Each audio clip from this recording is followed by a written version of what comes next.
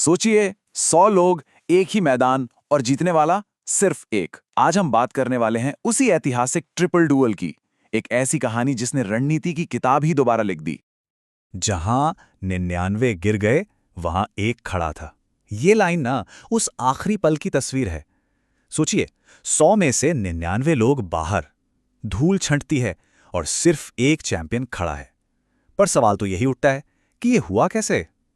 आखिर हुआ क्या था? जी हां, सिर्फ एक। पर ये जो जीत थी ना, ये सिर्फ ताकत या किस्मत की नहीं थी। नहीं, ये जीत थी एक ऐसे दिमाग की जो बाकी सबसे 2 कदम आगे चल रहा था। इस जीत को ठीक से समझने के लिए हमें शुरुआत से शुरू करना होगा। हमें उस भट्टी में उतरना होगा जहां से ये चैंपियन तब कर निकला था, यानी 100 खिलाड़ियों की वो बेरहम चुनौती। जरा उस माहौल की कल्पना कीजिए। 100 दावेदार और हर कोई जीतने के लिए कुछ भी करने को तैयार है। हर चेहरा एक कॉम्पिटिटर है। शुरू होने से पहले ही तनाव इतना ज्यादा था कि आप उसे महसूस कर सकते थे। और अगर आंकड़ों पर नजर डालें तो हालत और भी पतली थी। पता है किसी भी एक खिलाड़ी के जीतने का चांस कितना था? सिर्फ 1%। मतलब 99% चांस था कि वो हारेगा। तो ये तो साफ था कि भाई यहां टिकना है तो कुछ हटकर कुछ एकदम अलग करना पड़ेगा। तो आखिर ये ट्रिपल डुअल इतना मुश्किल था ही क्यों? इसके नियम क्या थे? सारा राज, सारा खेल इन्हीं नियमों की बनावट में छिपा हुआ है। देखिए, इसको सिर्फ एक टूर्नामेंट समझना बहुत बड़ी गलती हो गई। ये एक टूर्नामेंट था ही नहीं। ये तो एक मल्टी स्टेज साइकोलॉजिकल वॉर था, मतलब एक दिमागी जंग। इसको बनाया ही ऐसे गया था कि हर खिलाड़ी को उसकी हिम्मत की आखिरी हद तक ले जाया जाए, बस ये देखने के लिए कि प्रेशर में कौन टूटता है और कौन सोना बनकर निकलता है।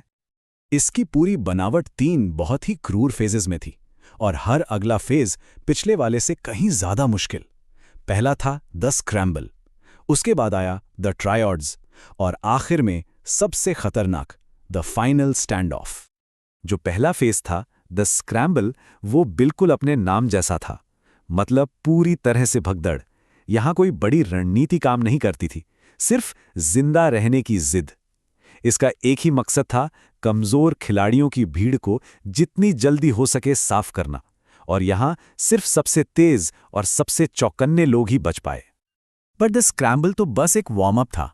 असली खेल तो अब शुरू हुआ द ट्रायड्स के साथ।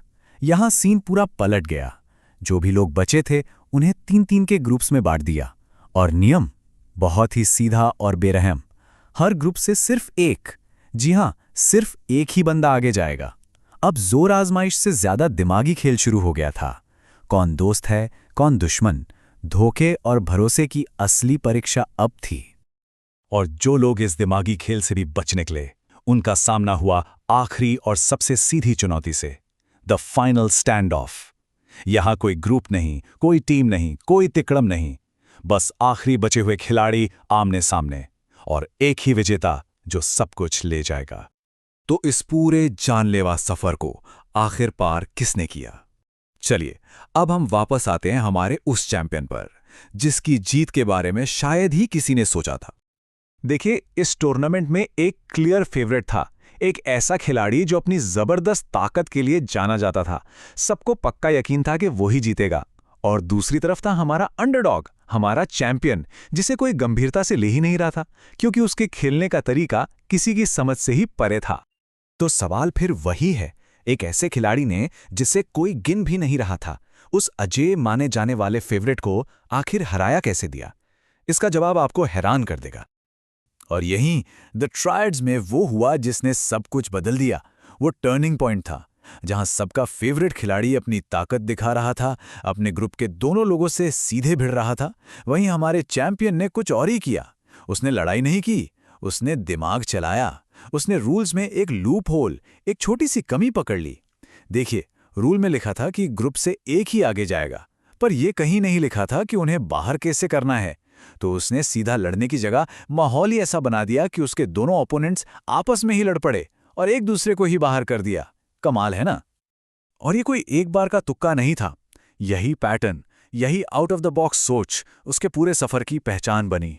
वो गेम नहीं खेल रहा था, वो गेम के नियमों के साथ खेल रहा था। तो आखिर ये जीत इतनी बड़ी बात क्यों बन गई? आज भी लोग इसकी मिसाल क्यों देते हैं? वो इसलिए क्योंकि ये सिर्फ एक ट्रॉफी की जीत नहीं थी, इस जीत ने हमेशा हमेशा के लिए सफलता की परिभाषा ही बदल दी। इसने ये साबित कर दिया कि असली ताकत जिस्म में नहीं बल्कि दिमाग में होती है। तो इस पूरी कहानी से हमें क्या सीखने को मिलता है?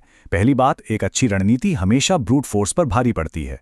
दूसरी, सबसे ज्यादा दबाव में भी शांत रहकर सिचुएशन के हिसाब से ढल जाना ही असली विनर बनाता है। तीसरी, जीत के वो रास्ते भी होते हैं जो किसी और को नजर ना आ रहे हों। और आखिर में, खेल को खेलने से ज्यादा जरूरी है उसके नियमों को समझना। तो आखिर में सवाल यही बचता है कि क्या ये बस एक बार की बात थी, एक इत्तेफाक, या फिर ये आने वाले चैंपियंस के लिए जीत का एक नया फॉर्मूला था, एक नया ब्लूप्रिंट? ये सवाल शायद इस टूर्नामेंट की सबसे बड़ी देन है।